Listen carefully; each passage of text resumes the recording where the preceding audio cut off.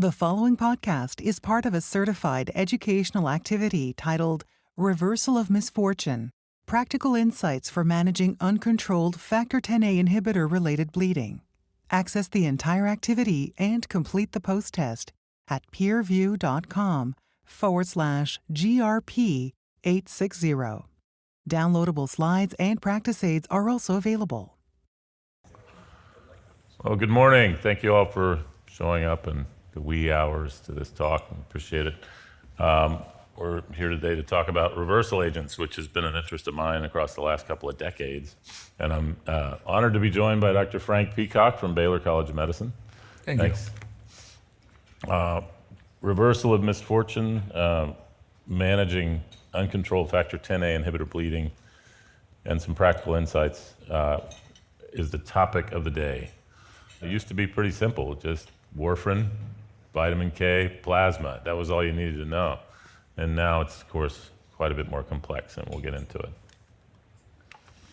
So our objectives for today are to give you guidance on selecting the right reversal agents, teach you the difference between the dosing and the speed of reversal, and help you work on a team-based approach to providing these reversal agents at the bedside in order to achieve the best outcomes for our patients. We'll first talk about identification and differentiation of DOAC reversal agents, indications, and mechanisms of action. And that's me, TJ Milling, from the University of Texas, Dell Medical School, departments of neurology and surgery. So other than warfarin, the anticoagulants that we deal with the most are really apixaban and rivaroxaban, some edoxaban, betrixaban. It's kind of a weird one off. It was actually made by the same company that made the reversal agent, andexanet, but not broad adoption. Now, the current label for andexanet, based on the ANNEXA-4 trial, only covers apixaban and rivaroxaban, but there is edoxaban data, and using andexanet may technically be off-label for edoxaban or even betrixaban if you happen to catch one of those patients. But the mechanisms are the same. And the data is pretty robust, for edoxaban anyway. Dabigatran, the lone direct thrombin inhibitor. The history of DTIs is kind of interesting in that, the very first one that came out, zimalegatran, was actually pulled for liver toxicity. So dabigatran was formulated to be almost entirely renally cleared and was the first DOAC out. So we saw lots of bleeding on dabigatran for about 2 years, and then rivaroxaban and apixaban came out and very quickly sort of overwhelmed dabigatran here. But having been made by Boehringer Ingelheim, you still see a fair amount of dabigatran in Germany. So moving on. Then, of course, dabigatran has its own reversal agent, which is a monoclonal antibody, idarucizumab monoclonal antibody, as opposed to the factor approach, which was used for andexanet and the reversal of the whole class of anti-Xa drugs. So the reason, when we trained, it was simple, right? We just had warfarin, the rat poison from the University of Wisconsin from the 19-teens, and the reversal agent. Plasma really didn't work, but we'd just gotten PCC approved in about 2013 when the problem changed, when we had all these, and frankly, Build a Better Mousetrap, they were better than warfarin, right? We saw so many warfarin bleeds, and we see a lot less with DOACs. But we didn't have a reversal agent, so it's like, what if they brought upon us? We finally got a warfarin reversal agent that worked, PCC, and then we suddenly had new anticoagulants. How do we reverse them? But it's easy sitting in the ER seeing the complications to forget just how beneficial these drugs are overall, and why 7.5 million people are now on factor Xa inhibitors in the US, because the best way to treat an ICH is never to get it. And these drugs are much more effective, are still effective in stroke prevention, as effective, but have much less ICH, which is the most feared anticoagulant complication. And the shorter half-lives and rapid onset, it's just and much easier to manage than Lovenox bridging to warfarin.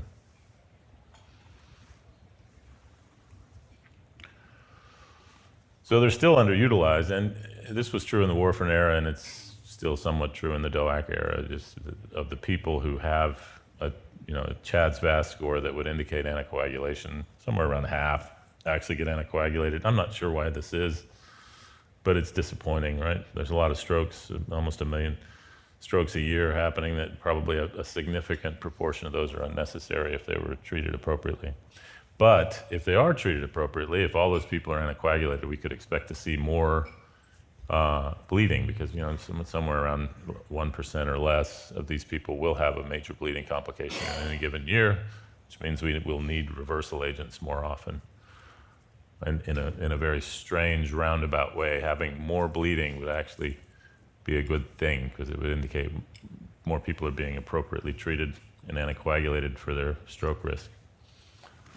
It's an old hematology saying that if you have a choice between treating bleeding and thrombosis, treat bleeding, it's easier. That's true. Once the clot is there, it's a lot harder to treat.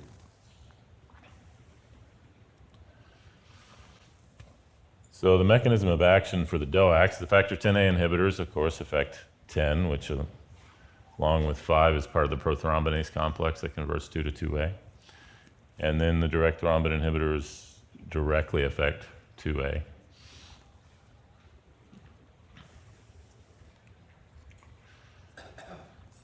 So the two reversal agents, and these two trials ran concomitantly, the ANNEXA-4 trial and the reverse AD trial, Charlie Pollock's trial.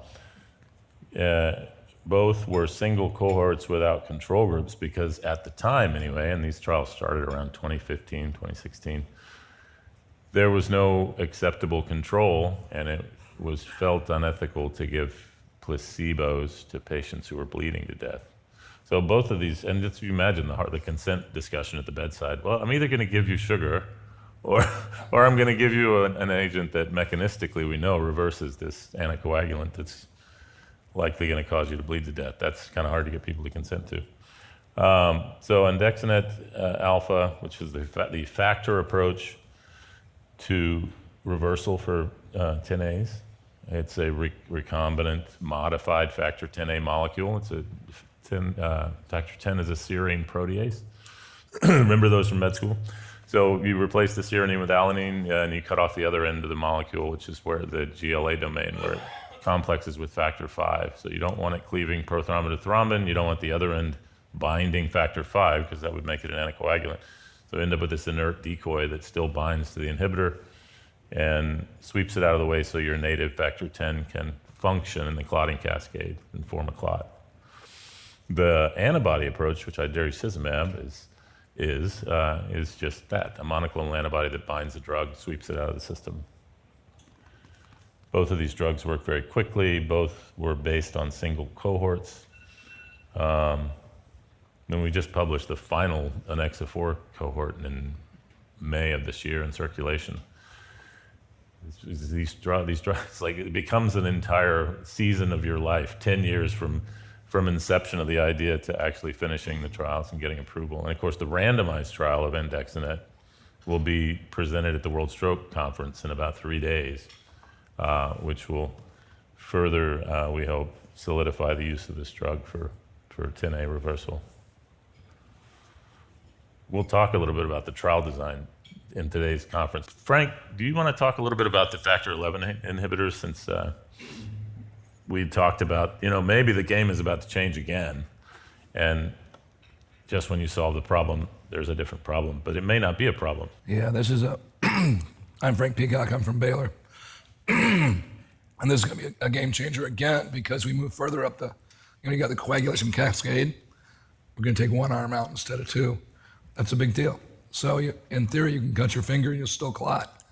Where with all the other ones, you cut your finger, you bleed all over. So the safety parameter probability on this one's really high. It's going to be new, it's going to be expensive, and the trial is done and will be reported in like 3 days. So we'll have but it'll be a game changer. Yeah. So factor 11 inhibitors, there is actually, I know that there is a monoclonal antibody reversal agent for factor 11A. I mean, it's a long way from approval. But it does exist, However, it'll probably be rarely used because the bleeding with these drugs is so low. So I think we're back to you actually for. All right. So I'm at Baylor County Hospital. We don't have two sticks to rub together. We're poor. These drugs have been a fight from the beginning.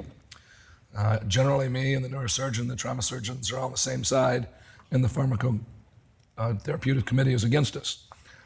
And it's a dollar thing. If these drugs were $12, there'd be no question. But because they're expensive, we have to fight about it. And so that's where we are. I'm gonna show you the guidelines. Before I get onto that, I want to say, look at this poster here. I work with a lot of CME companies. I give talks at cardiology meetings, and they say, oh, we can't show blood and ugly things. And I go, it's an anticoagulation reversal conference. Oh, but we can't show that in the morning to cardiologists. And I say, well, these are emergency docs, and we're talking about stopping this. So I love PeerView. Thank you for putting that up there. All right, so these are the reversal guidelines for ANNEXA. And they're based on different organizations, and it's important to see that. The very first one up there is emergency medicine panel. We put it together about 4 years ago. TJ was on it, I was on it, a bunch of folks who do this research. And we came up with it. ANNEXA should be the first line drug because it is targeted. All the data we have, which at the time was even less than we have now, show a benefit. So that's emergency medicine point of view. Guideline based, it is not a randomized placebo-controlled trial. ACC, American College of Cardiology, first line with major site or critical bleeding. American College of Gastroenterology could be considered. Now, think about the gastroenterologists. They see GI bleeds. They don't see head bleeds. They don't see retina bleeds. They don't see ruptured aortas. This is, do you have a GI bleed? If you look at the mortality associated with GI bleeds and the DOACs, it's very low. I published a study a few years ago, 45,000 patients on rivaroxaban, 14 died. 8 were intracranial hemorrhage, 6 were GI. So 6 out of 45,000, and that's why they have the most conservative statement of all, is because they have the least risk of all. It's not zero, that's why it could be considered, but it's not mandated. Anticoagulation forum, if you're on it, you can require it. The American Society, ASH, American Society of Hematology, says stop the bleeding drug. That's really smart. And you can use it. And then ESO at the bottom, if they're on it and they have intracranial hemorrhage. So the societies all think it's reasonable, and the higher the risk of the situation, the more reasonable it becomes. This is for idarucizumab. Now, I run a conference in Utah. We have about 200 emergency docs. And one year I asked them, how many of you have seen a warfarin-related death? 100% raised their hand. I said, how many of you seen a rivaroxaban or a apixaban-related death? And like 3 raised their hand. And I asked about the bigatran, and nobody raised their hand. It's not that it doesn't have risk, but because the penetration of the American market is so small, you're not going to see a lot. But this is the same moniker as before. Emergency medicine physicians think that a targeted reversal agent is the way to go. ACC, American College of Cardiology, first line agent. Gastroenterology, selective use may be appropriate. Anticoagulation forum, if it is warranted. ASH, if they have life-threatening bleeding. And then ESO in adult patients with ICH. So pretty much the same thing as you saw with the Dexnet. Now this is PCC. And so in the United States, 4-factor PCC, Kcentra is what we have. And this becomes a little less clear because at the time of the writing of these guidelines in the last few years, we didn't have any head-to-head data. So emergency physician side comes PCC for DOAC reversal only if you don't have access to a Dexnet or a idarucizumab for their specific agent. ACC, if you don't have access to the first-line agents.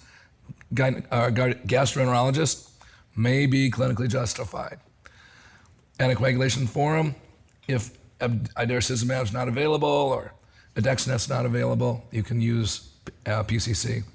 ASH, Life-threatening bleeding as treatment for VTE, and then ESO-PCC is second line. So it's pretty clear that if you have a patient with an identifiable anticoagulation-associated bleed, you should use the appropriate agent for that, and that's the targeted agent, not the more broad reversal. Now, this is the next one, and these are not really built for emergency docs, but these are the definitions of life-threatening bleeding or critical sites. So the BARC definition is a 5-gram drop of hemoglobin. I don't think I've ever seen a 5-gram drop of hemoglobin in the ER, because when they're bleeding out, they can bleed to death and their hemoglobin will still be 12 because they bled out and they're dead. And so these are for obviously up on the floor and later. But if there's a lot of bleeding going on, you should consider that and treat them appropriately. ISTH is 2 grams. I have seen 2-gram drops, but those are people who spend a long time in the ER. Critical sites is a lot easier. These tend to be closed spaces where bleeding is going to kill the organ, and the brain is number one. So any site, my feeling on this, and I may be a little more vociferous than most people, but my feeling is if there is any blood in your head at all, you deserve a reversal. Because only one thing can happen, and that is it gets bigger. It's not going to get smaller. And if I don't reverse it, it'll be ugly. Eyeball, spine, airway, pericardium, aorta. I had a guy come in with a bleed into his epiglottis. You've never seen anything more scary than that, because what am I going to do, cut him and give him a crike? Because he's already bleeding. So those kind of things you have to be really move quickly on and stop it, because once it becomes bad, there's no reversal. And if you need emergency surgery, and it's got to be real surgery, it can't be appendectomy. If you have an appendectomy, I'll give you antibiotics and park you till tomorrow. But if your aorta is dissecting and you have to go to the OR because you've blown out a valve, you got to move, and those people get reversed. This is a bit of a complicated graph, but what it's supposed to show you in the direct 10A inhibitor box in the middle here is that the time of these agents and their reversal is important. So Riva or apixaban is 18 hours or less. So if you're 24 hours out, the bleeding is not due to an anticoagulant, it's due to the hole in the vein or the artery. Edoxaban's a little shorter. I've never seen an edoxaban-related bleed. I know they exist, but it's not a high-use 10A inhibitor in the US. And betrixaban the reason it was developed was to replace Lovenox. So the idea is we're not going to give you a shot every day for VTE prophylaxis. An inpatient will give you a pill. So it's got a really long half-life, like 24, or like it's present for 24 hours, which is its intended use. I've never seen a betrixaban-related bleed either, because it's got really poor market penetration, and it's a hospital drug. Nobody goes home taking betrixaban. I mean, in theory you could, but it's a very tiny thing. Fondaparinol is same story there, 17 to 21 hours. And then thrombin, heparin, unfractionated heparin, we've always had a reversal agent, protamine, and that stuff doesn't stay around long at all. So turn off the drip and you'll be fine in a couple hours. If something bad's happened, we do have a reversal. And warfarin, it's the one drug I wish would go away. It won't. It's still indicated for valves, and as long as we have valves, we're going to be stuck with this, because all the studies with the DOACs, they have more bleeding and more strokes, so it's going to be tough to get that reversed. But we have 4-factor PCC, Kcentra. It works immediately. It's excellent. I used to use plasma because it's cheap, and I'm in a county hospital. And I did that until the one time I gave this guy a liter of plasma, and that's what it takes. It was actually the guy with a bleed into his epiglottis, and he immediately went into heart failure. It's like, oh crap, I'm not making things better, I'm making it worse. And so I don't use plasma anymore. It's cheap, but complications are expensive, and I don't want any more of those. So it is the perfect agent for warfarin. So these are the dosing parameters on how to use it.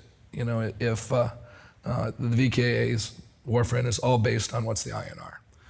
The challenge with this, if you're bleeding in the head, my pharmacy and therapeutics dude won't give me the PCC, the Kcentra, until I tell him the INR.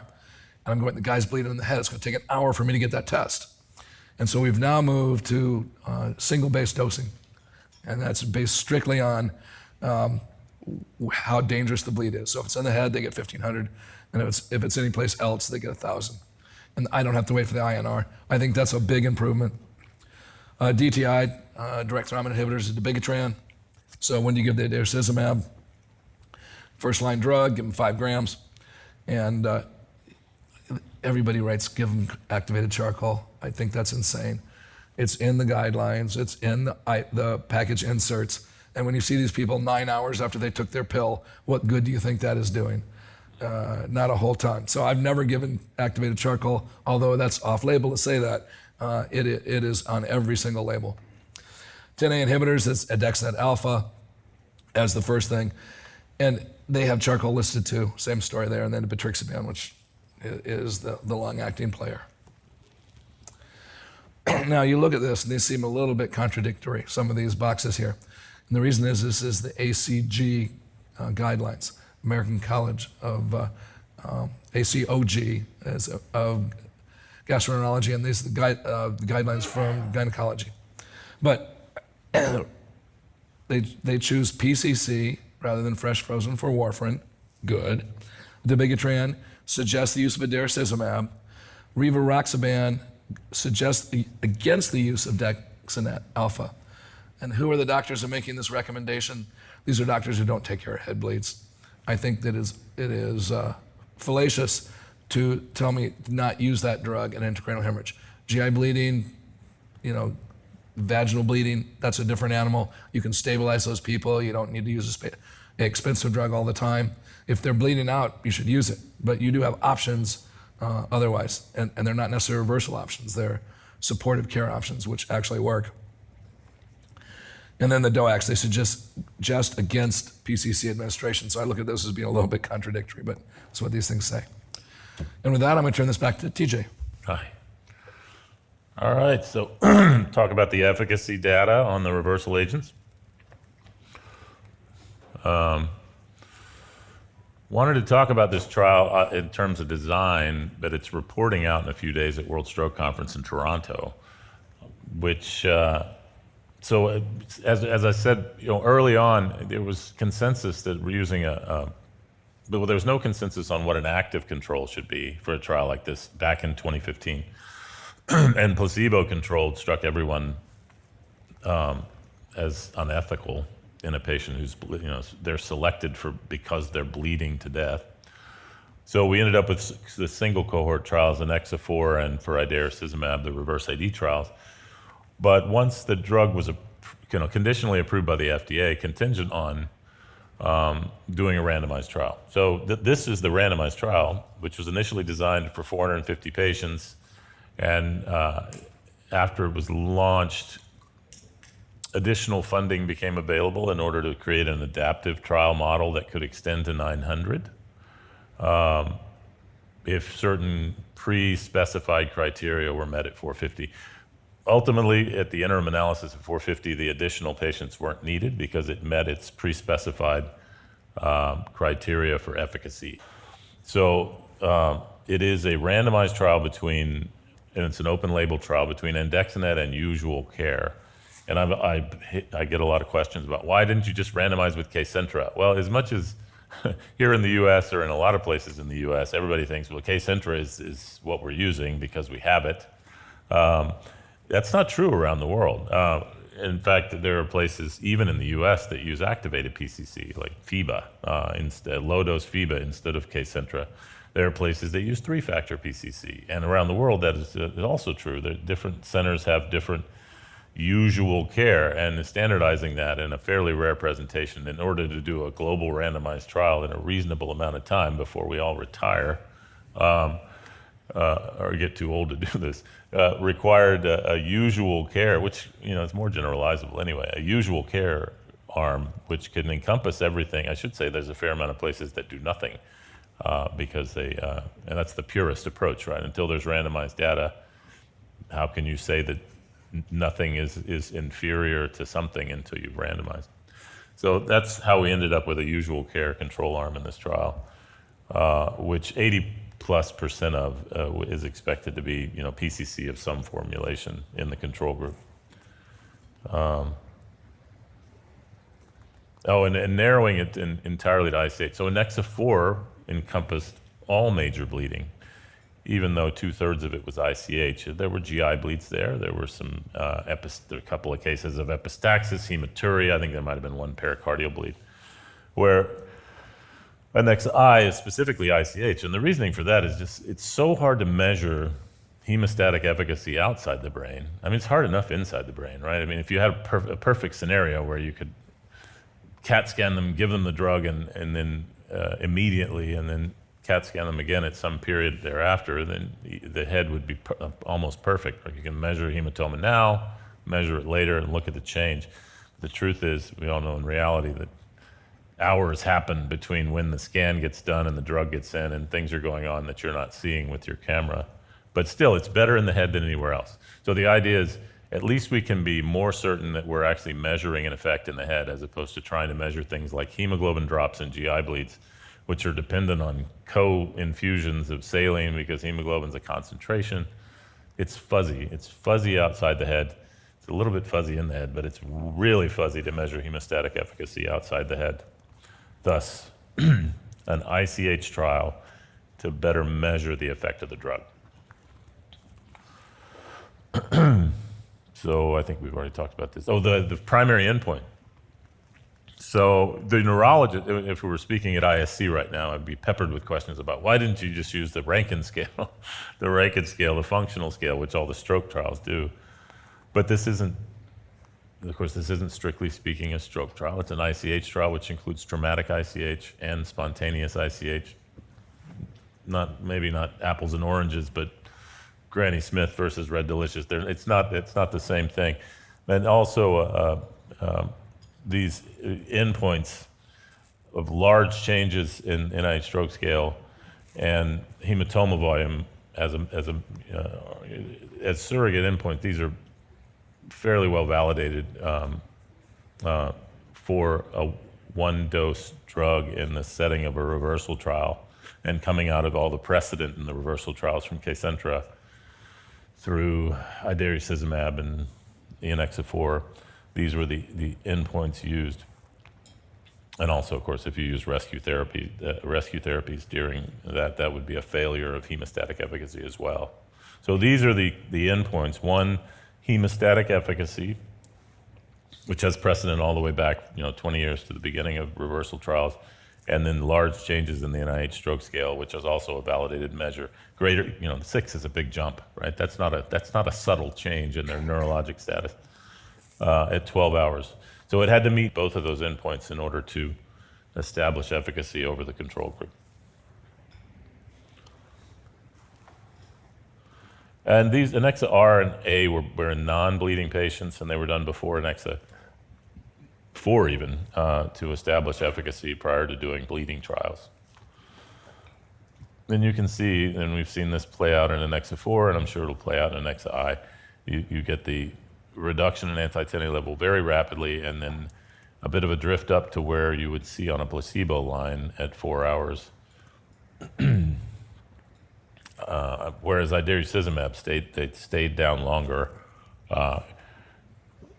However, looking at hematoma or hematoma expansion ICH, there was the hematoma volumes did not increase between that 4-hour and 12-hour measurement in the ANNEXA-4 trial. And now we're back to you, Frank. Excellent. All right. Patient factors, the most important thing. So is bleeding life-threatening? We talked about what the definition of that is, big hemoglobin drop, that sort of thing. Is the site critical? The aorta, the brain. Will they require emergency surgery? The aorta again. Age is always a problem. You can't change it. The older they are, the more likely they are to die. Are they on other meds and comorbidities? And the fragile patients are fragile. You have to make sure that the hemorrhage is likely drug-related. So if they took their drug 24 hours ago, giving them a very expensive drug now is just wasting money. The reversal agents have no value after 24 hours. So that speaks to, you need to know when they took their last dose. Because for the rivaroxaban and the apixaban, after 8 hours, you can half the dose you're supposed to give. Before 8 hours, it's a double dose. The double dose, less than 8 hours. A single dose after 8 hours, and less than 18. So you need to know when they take it, and these people bleed in their head, and they come in, I don't have the slightest clue. It's like, well, I assume everybody takes it at dinner because that's what the package insert says.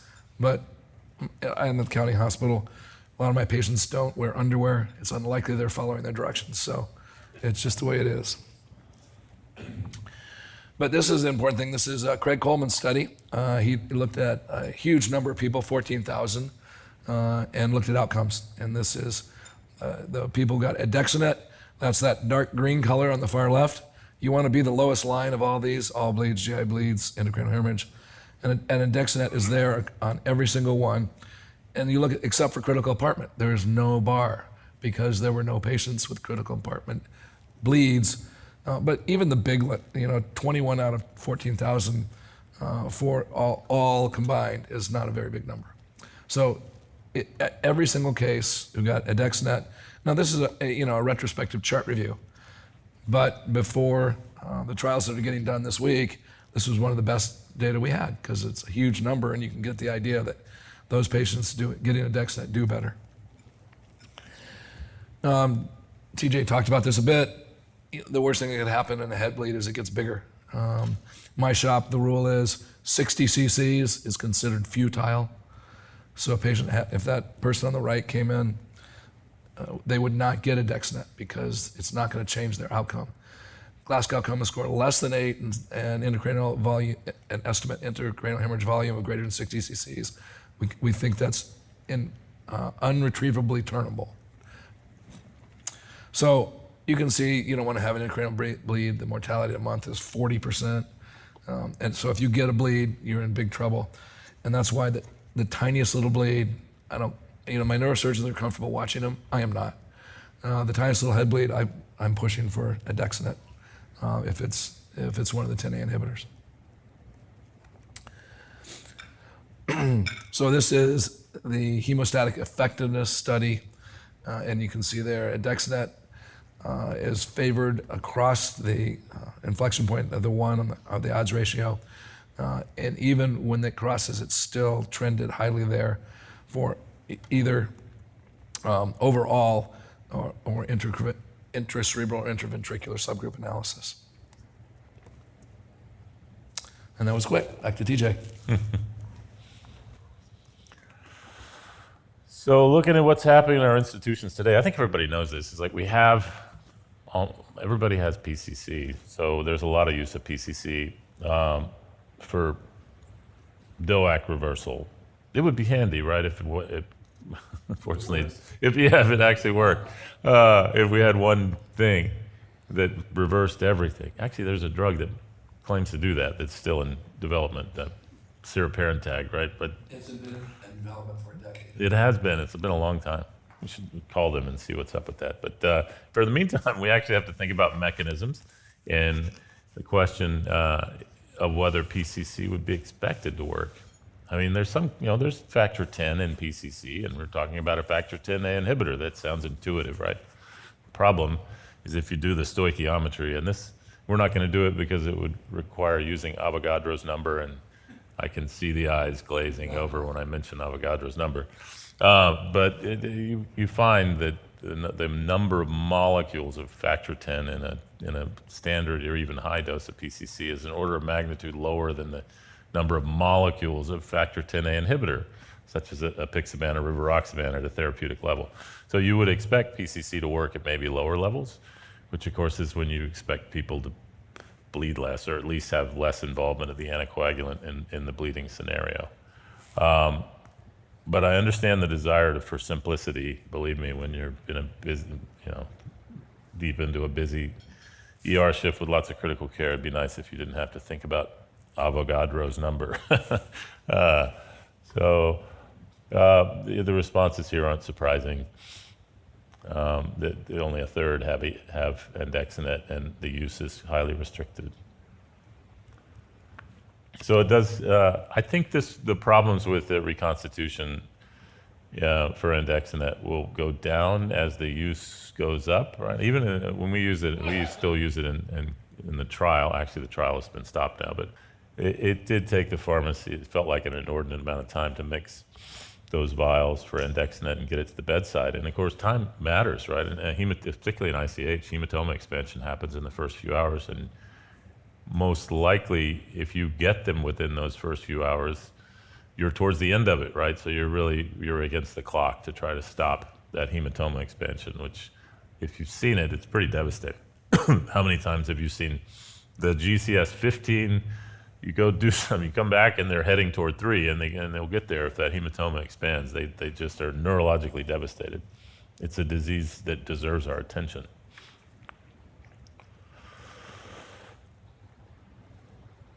Yeah, I agree with this. There should be predefined, as you mentioned, very large hematomas, 60, the survivability of that's highly unlikely. We can all pull one case out of the many that we've seen where the non-dominant side, they survive, but the vast majority of people with very large hemorrhages, meaningful neurologic recovery is unlikely. And perhaps being a better steward of our resources would tell us to use it in patients with the smaller hematomas before they get that big.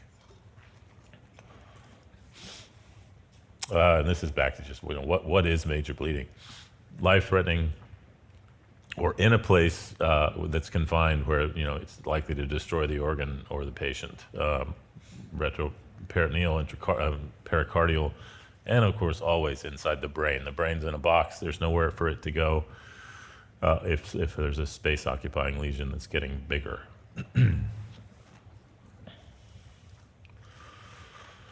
So timing a last dose, this is just one paradigm in how you might think about approaching the patient who might require reversal for major bleeding with a DOAC. But timing is important, and also, of course, renal function within that. So if a patient has normal kidneys and they took it over at 24 hours ago, whatever bleeding scenario you're facing, the anticoagulant's probably not part of it. But if they have bad kidneys, the rivaroxaban or apixaban could stick around for days, right?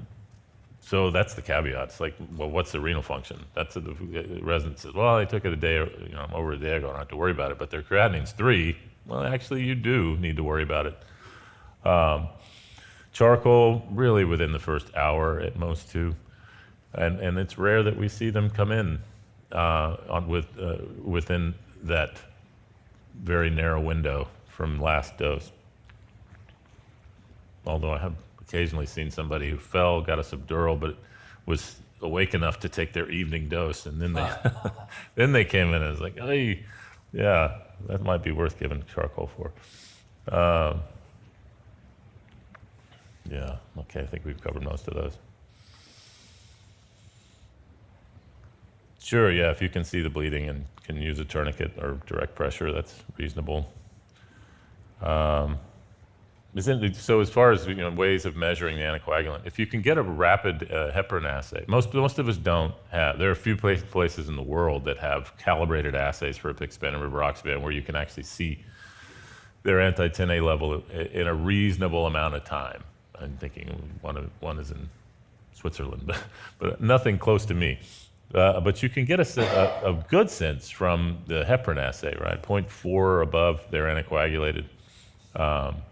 Below 0.4, probably don't have to worry about it. You can get a really rough cut with PT for rivaroxaban, but not for apixaban. It's different drug distributions. But if the PT is elevated with a rivaroxaban patient, then they're anticoagulated, and if it's not, they're probably not.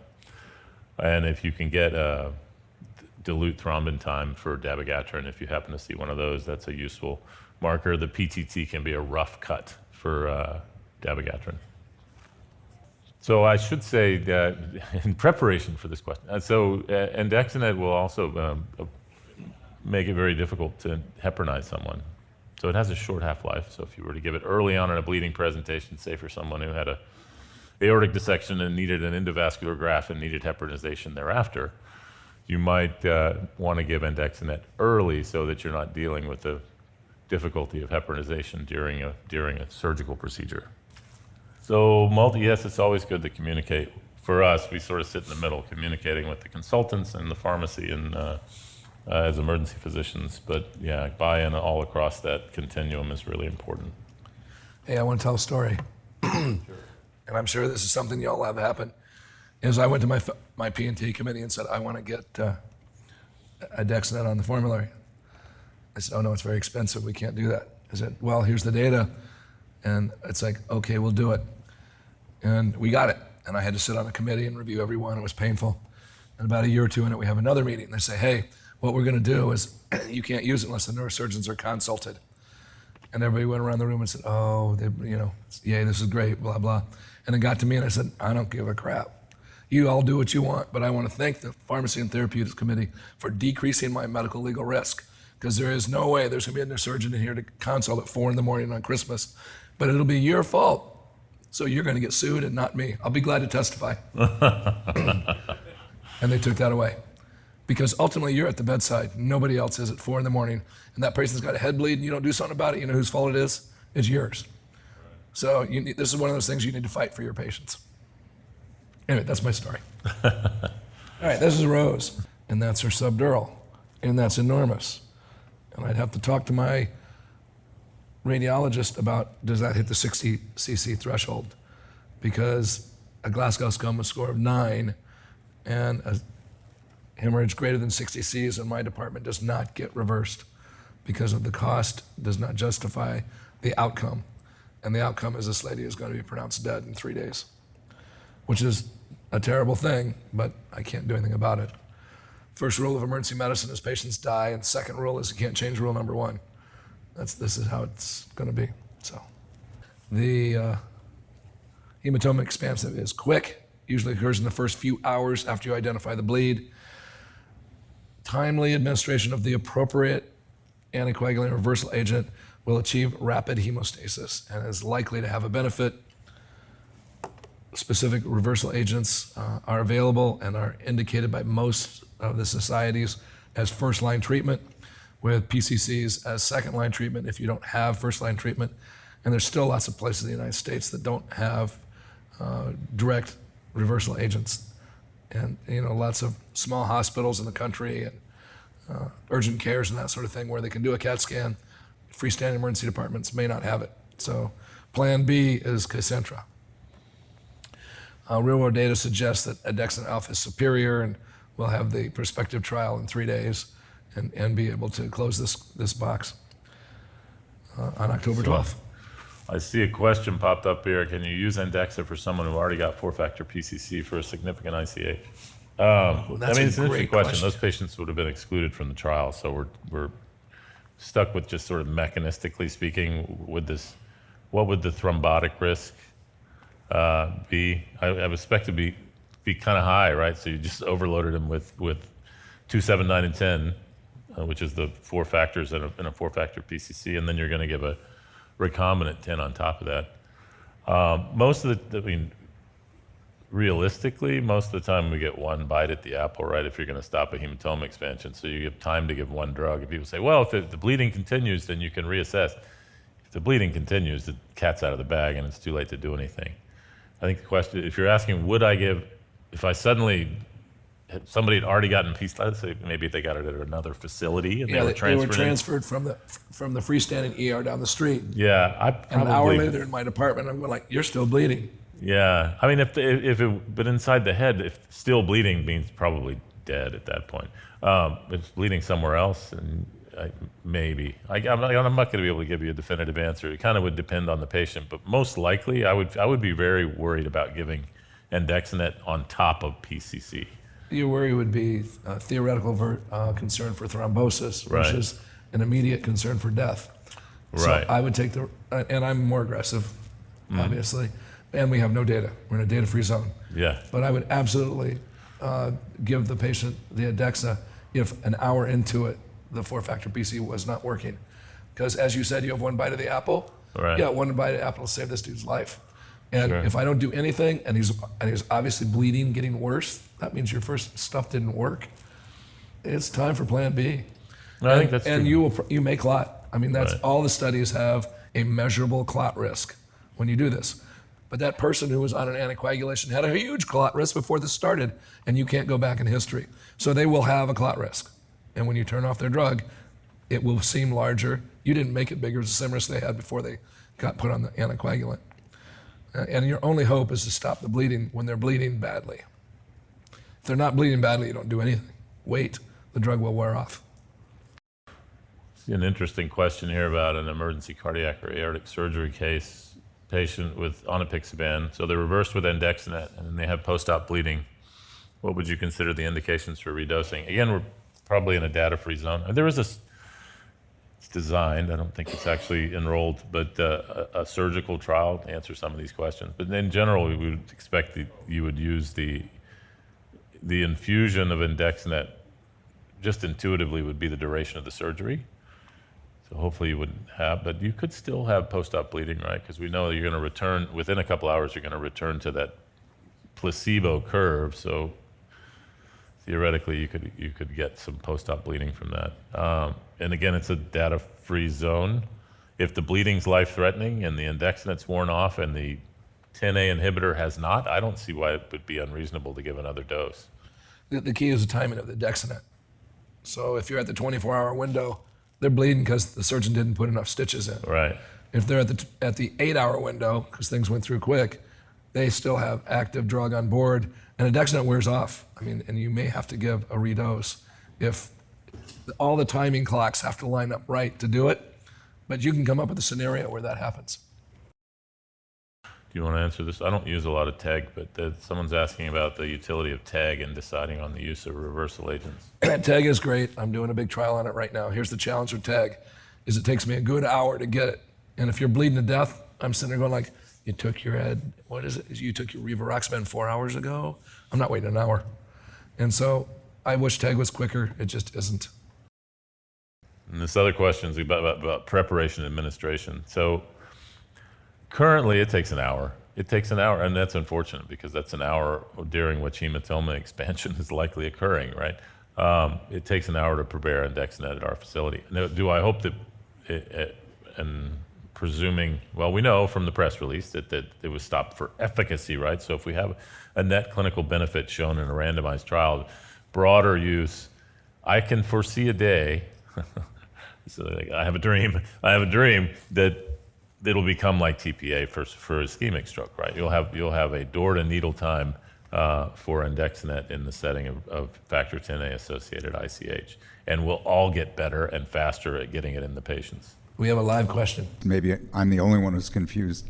It was not clear to me whether the criteria for using it was a major bleed or even a very small bleed based on Dr. Peacock's assessment that small bleeds, if you ignore them and say, well, I won't treat it because it's not big, then an hour later, it doesn't meet the criteria. So a major bleed is all those hemoglobin drops, which I don't have much. Or bleeding into a critical organ like that. I was getting there. Okay. So it's a major bleed is a volume or a space. So any bleed in your head is a major bleed. Any bleed in your eyeball is a major bleed, or your spinal cord. A bleed in your buttock can wait for a long time. And so it's either a lot of blood, like a retroperitoneal hematoma, I can't compress it, I can't get at it, and you're gonna die. So a lot of blood there would be a problem. A small amount of blood in the retroperitoneum, I'm not sure. But anything in a closed space is gonna be a problem. And time is cells, you've got minutes. So the location is probably much more important than the volume of. Absolutely, for the critical sites. And that's why the mortality of a head bleed is something like 40 or 50%. The mortality of a GI bleed is much lower. Thanks.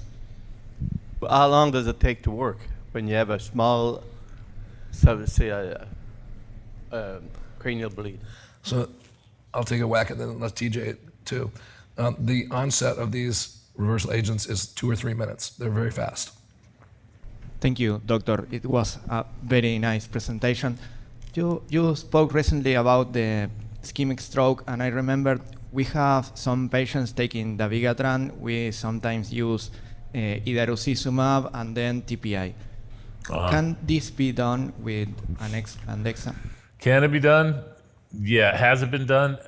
I don't think there have been any case reports yet. We actually designed a protocol that we have not managed to actually push forward to a trial, but reversal of anticoagulation for thrombolysis. I mean, it's a valid question. There's some case series for idarosizumab and dabigatran reversal, and then these are for patients who arrive with an ischemia. They've stroked through their anticoagulant, which actually does happen a fair amount of time. So you can't obviously give we believe that you can't give thrombolysis in the setting of an anticoagulated patient, right? So why not reverse the anticoagulant and then thrombolyze them to try to break down the clot wherever it is in their brain? That's the idea. And there's a lot more evidence for that for dabigatran and its reversal agent than there is for andexanet. But it's a very interesting idea. We don't know.